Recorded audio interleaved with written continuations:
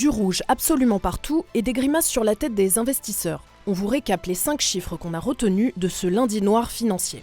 Moins 13,22%. C'est le chiffre vertigineux qui a clignoté sur tous les écrans de la bourse à Hong Kong à la clôture. Il n'y avait pas eu une telle baisse du cours du Hang Seng depuis 1997. Alibaba, le géant du e-commerce chinois, a chuté de 18%. Le mouvement est d'autant plus brutal que la Chine avait elle-même répondu aux droits de douane américains en taxant à 34% les importations de produits venant des États-Unis à partir du 10 avril. Moins 10%. C'est la chute du cours de Foxconn coté à la bourse de Taïwan. Et ça n'a rien d'anodin car Foxconn, c'est le plus gros sous-traitant d'un autre géant, Apple. Même si la firme de l'iPhone a diversifié sa production dans des pays comme l'Inde ou le Vietnam, eux aussi d'ailleurs très taxés par Trump, elle reste encore très dépendante de Foxconn pour la fabrication de ses smartphones. Et elle pourrait faire répercuter la hausse de ses coûts directement sur ses appareils. 60.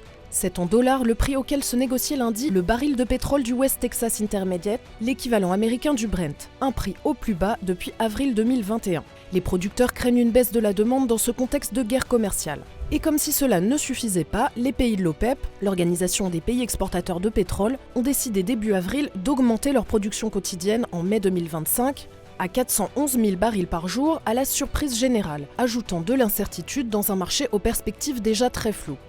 Moins 11,75%. C'est la baisse cumulée du CAC 40 sur une semaine après une nouvelle chute de 4,78% lundi lors de sa pire séance depuis mars 2022. En Europe, le DAX allemand a lui aussi dévissé, tout comme la bourse de Londres. À Paris, c'est Veolia qui enregistre la pire baisse de son action avec moins 8,12%. Et on termine avec ce chiffre incroyable, 2400 milliards de dollars. C'est en 10 minutes, entre 10h08 et 10h18 du matin, la valeur qu'a pris le S&P 500 à New York lundi. Regardez, c'est le pic en vert qu'on voit là sur ce graphique. Une montée en flèche hors de contrôle due à une fausse information relayée sur X alléguant que Donald Trump allait mettre en pause pendant 90 jours l'augmentation de ses tarifs douaniers. L'information a même été reprise sur la très sérieuse chaîne financière CNBC, avant d'être démentie par la Maison-Blanche. Les marchés ont aussitôt réagi à la baisse tout aussi fortement. De quoi donner le tournis aux investisseurs.